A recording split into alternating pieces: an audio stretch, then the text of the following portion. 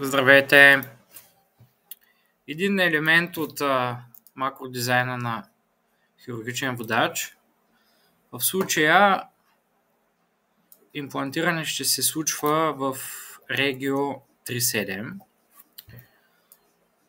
Аз съм сложил още една канюла или втулка на ниво зъб 3.8, тъй като един от начините за осигуряване на водача, за да предотвратим едни вестибулолингвални движения и неточност при дрилването,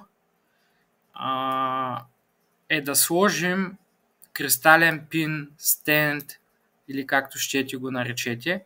Обикновено това е вид самонарезна видеа като анкер, който се завива през канюлата и остава като стабилизатор.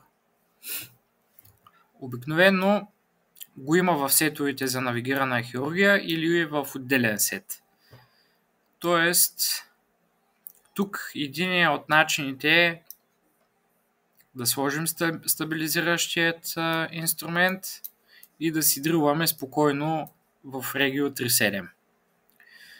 Другия начин, по който може да се осигури водача, е ако го направим малко по-дълъг и съответно пуснем едни сапорт пинове.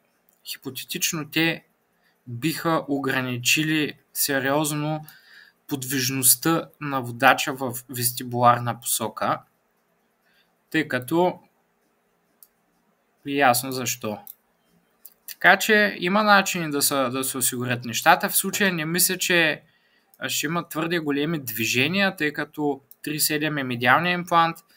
Реално погледнато движенията биха се случвали в по-дисталната част, тук рамото е твърде малко, но това е един допълнителен начин, по който можем да бъдем спокойни, когато нещата са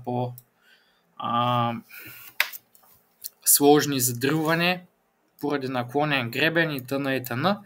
Оттам нататък самият дрилен протокол и използването на адекватни фрези също би помогнало нещата да се случат добре. Въпреки че водача е осигурен, подбора на неадекватен протокол от гледна точка на фрезите би могъл да доведе до проблеми при самото дрилване. Така че, като всяко нещо, и тук си има тънкости. Чао за сега!